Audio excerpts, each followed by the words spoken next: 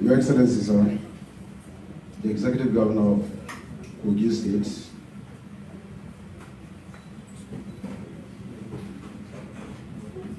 Your Excellency, the former Minister of Transportation, Aviation, Mr. Fani Kayode, FKD, my President, the President of Amalgamated Union and Cattle Dealer, Foodstuff and Cattle Dealers of Nigeria. My names remain Comrade Dr. Awal Abdullahi Aliyu, the President of Northern Consensus Movement, with which we 75 different organizations are working or worked together to bring about what had happened or what is still happening as far as the non-supply of foodstuff and other things to the south, west, southeast, and the south-south. Mr. President, thank you very much, sir. I would tender my apology to FKK for attacking him when I saw what he put up on the social media. I actually never allow him to rest. I didn't do that for personal reasons. I did that for this very reason why we're here. Thank you very much, Your Excellency. We adore you, we admire you, we love you. Our reason is, of all the governors, like my president here have said, we've communicated to the President Commander-in-Chief, the Secretary to the Government of Federation, Chief of Staff to the President, Senate President, Speaker, House of Reps, National Security Advisor, Minister of Defense, IG of Police, Director DSS, Controller General Civil Defense, Minister of Interior, General Babangida, General Abdusalami, General Yakubu Gawan, 19 Northern State Governors, Chairman of the 19 Northern State Governors Forum, Chairman of Traditional Institutions, Council of Traditional Rulers of the 19 Northern States, each of Chairman of the Council of Chief of the 19 Northern States, 19 Northern State Governors, including His Excellency. I'm sure he has received his own copy too, of our protest. The Northern Speakers Forum Chairman, Arewa Consultative Forum, Northern Elders Forum, Northeast Elders Forum, Sardauna Memorial Foundation. We have reached each and every one of these, our leaders, to tell them that this is, though we know they are aware, but this is what had happened in the hashtag NSAS. We lost over 100 Northerners with over 100 open trucks, that's trailers, if you like, over 70 80-seater buses, and over 200 of Saloon, Sharon, and what have you. At the hashtag Sasha event, we lost another over 151 persons, with about another 70 hospitalized as I speak to you right now. We've also lost, everybody saw it, markets and what have you. Our people have been killed, macheted, and so many things. Our women have been raped. We felt bad. So we wrote to these authorities, telling them that this is what has been happening. And we are not comfortable with this. Please intervene. We are Nigerians, we believe in Nigeria. We will continue to live as one people with one destiny under God. Why we did that is because we saw that our people are angered. They were about to react. And under leadership of my president, the president of my Amalgamated Union, and other, myself and my team and other members of other various organizations, we come together to discuss, okay, how do we stop carnage from the north against the south people, south or southeast? And the best way that we arrived at, we needed to be civil, to calm our people down. It's okay, please don't retaliate. But we will think of the possible way out of getting back at our brothers in the southwest, southeast, and south-south to make them understand that we are not happy with what is happening or what has happened. Hence, the reason for why we embarked on no food supply to the other part of Nigeria. We didn't do this because we want to starve the people. We didn't do this because we want to break or bring shortfalls to the economy of Nigeria.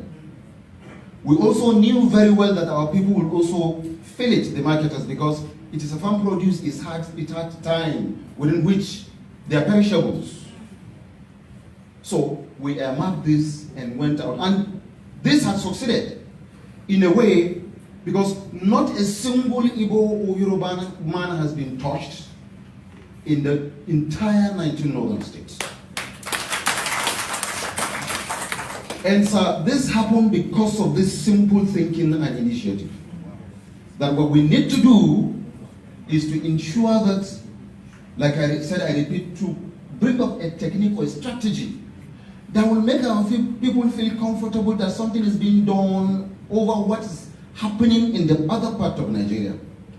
And that also make them understand that we don't need to destroy or kill anybody for us to make our position known or our voice heard.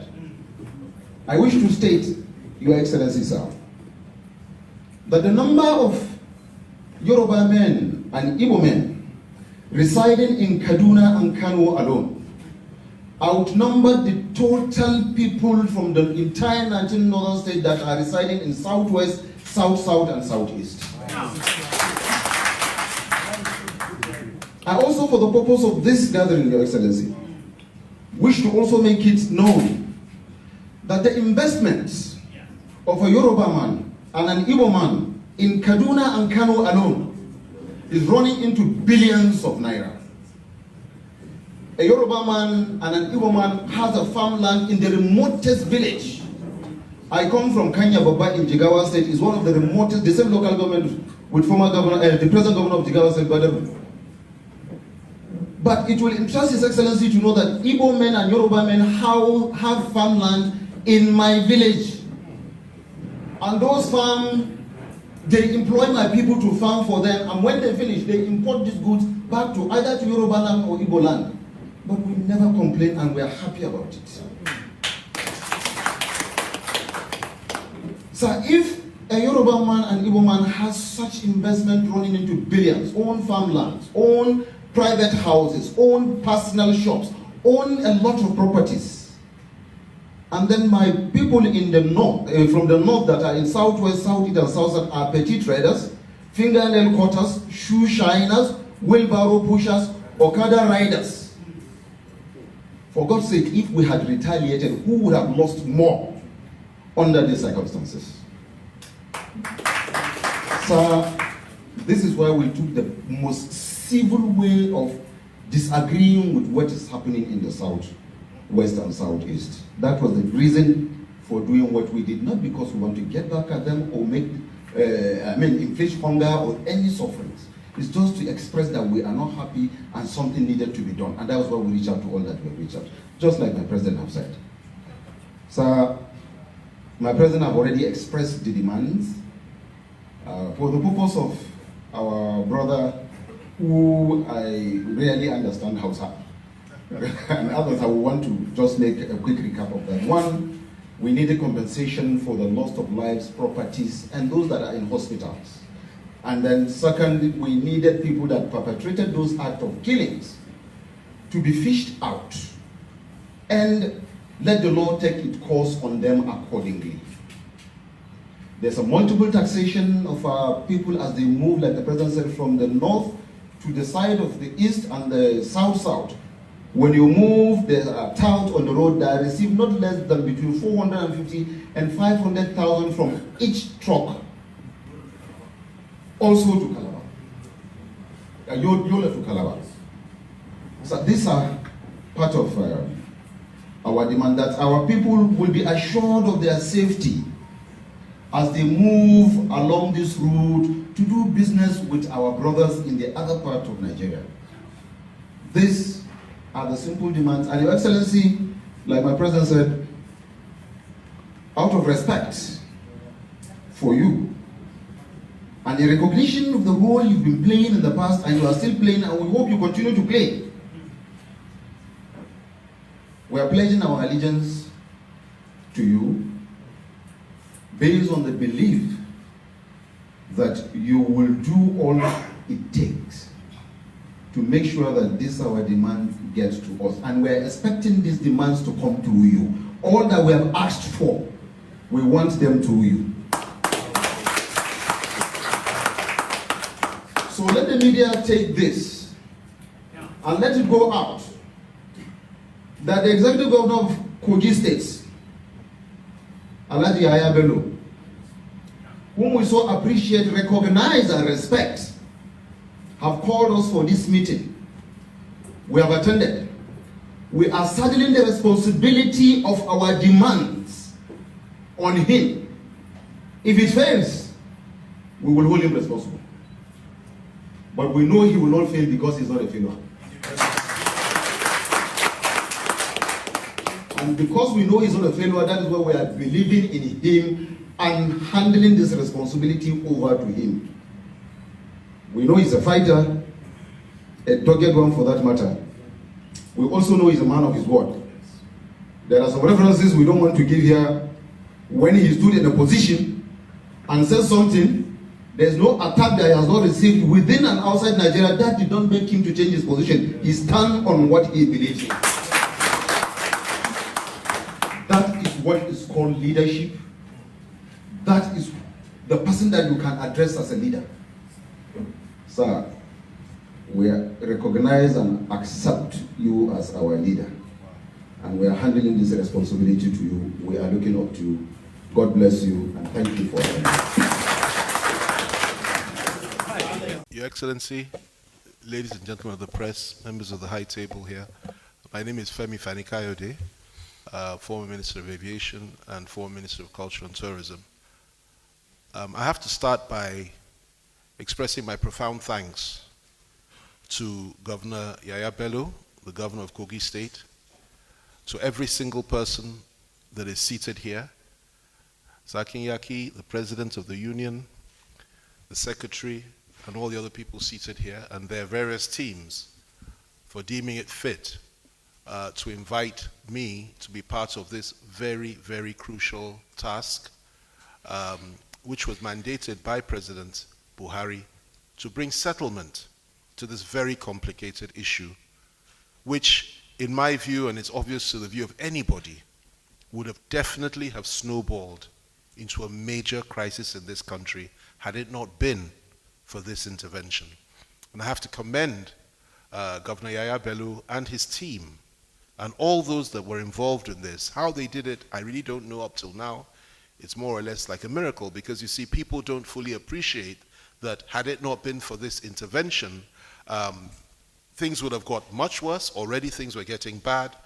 A goat that would have cost 150,000 in the south before, in some parts had gone up to 800,000, 1 million within a matter of days, and everything skyrocketed in prices. There was no meat. If this had gone on for another 1 month, tempers would have flared, things would have begun to happen, and of course there would have been attacks left, right and center and reprisals all over the country. So we thank God that once the governor was asked to do this, he acted within 72 hours and brought the matter to a resolution. And that is extremely impressive. And I believe that if only we could continue like this in national affairs on virtually everything, and we had this sort of strong leadership across party lines, across religious lines, across ethnic lines, our country would be a much better place, and would have a much greater future. So I have to commend him for that, and all of those that are seated here. The reality of the situation is this. It's very simple. People were being killed. People were killed during the course of the Sasha killings. People were killed during NSARS. People from the north were slaughtered. Innocent people were killed, targeted and killed in parts of the southwest. And the reaction was very strong and would have been much stronger had it not been for the timely efforts of the union. The reality was that reprisals were actually planned. And this is why we had to come in quickly. It's not just a question of a food embargo. We all jousted and we all made jokes and even threatened one another about embargoes. But that's how war starts, with an embargo. And of course, the other side, the South, was saying things that maybe some of us shouldn't have been saying in retaliation. But it was about to snowball into a much more serious crisis, because plans for reprisals in the north against people from the south were being made, and they had gone very, very far. And I saw evidence of that presented to me by the governor and by other people. And thankfully, the governor called all the relevant players and told them this must stop. And the way the union managed the whole situation was say, instead of violence, instead of targeting southerners in the north, we will do a strike and stop them from having food. So that's where this all started. And what has happened since then is that the governor has waded in, and the strike has been called off, conditions have been given, and I am sure that the governor, with his good offices and his energy and zeal, will ensure that the federal government honors that. On our side, because I have to tell you what we tried to do as well, what we've done, was that we extracted commitments from the main players in the Southwest who had in the past indulged in some form of violence or the other, and who was seen as the protectors of the people of the Southwest. Chief Sunday Adeyemo was deeply involved in this, and I have to commend him because he gave a firm commitment. He spoke to His Excellency, he gave his commitments, he spoke with me. Not just him, there were a number of others who were also involved and who gave a firm commitment that they would not only ensure that the Hausa Fulani population in the Southwest that were there peacefully and that were there in a law-abiding manner would not be attacked and would not be harassed, but they also went as far as to say that they would protect them as best as they could from those misguided elements that seek to attack and kill them. And that's a major commitment which he gave, and we discussed with him extensively. I have to say, he did very well in that respect. Not just him, other people like him did very, very well in this respect. Also, Governor Seyi Makinde was involved. His Excellency involved him, as he did and communicated to other governors in the southern part of the country, particularly the Southwest, and all of them were carried along by His Excellency. And we have a joint commitment to ensure that people of Hausa Fulani extraction, indeed from anywhere outside of the South, will be safe down in the South. The only thing that we have asked for is, on our side, is for the federal government, the President Buhari's administration, to do as much, to do far more concerning those that are in the forests of the Southwest killing our people. And we would want far more vigorous action on that and the forests to be cleared. And we sincerely hope and pray that this will happen. We have peace, we have unity, and I thank God for this opportunity to bring our country together. And I thank Governor Bello and everybody that's been involved. Good morning, everybody. I'm sorry, good evening, everybody. My name is Comrade Dr. Mohammed Tahir, National President, Amalgamated Union of Foodstuff and Cattle Dealers of Nigeria. Today, we are very happy to discuss about the issue to Presidency. Already like what our Governor of Kogi State say, yes, we agree to what is done, then we call off our nationwide strike. We're waiting to action and our demand. We are very thankful Governor of Kogi State, Alhaji Yahaya Bello, to enter this between we and federal government, and that our problem we're facing South-South and Southeast, for our members destroying our property, killing, and whatever. So now we are waiting to what the action to want to see practical from our government. We very appreciate again to Governor Yahaya Bello, Kogi State, to give us time to discuss. We'll call all our members across the Federation. Before them, he's assuring to our members, inshallah, he follow this demand.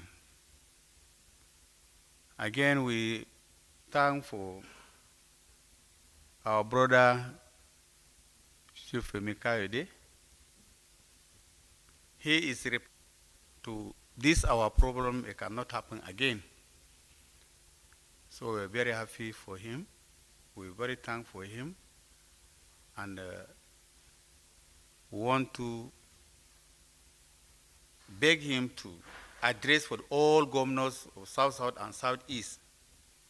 Everybody is considering what our problem to push us to the nationwide strike. And he listened to what their government and Governor, Excellency Governor of Kogi State, enter in between we and this problem. So I'm very thankful for everybody. We need to peace in this country. We need peace in this country. We need to maintain peace in this country. We're Nigerian. Thank you very much.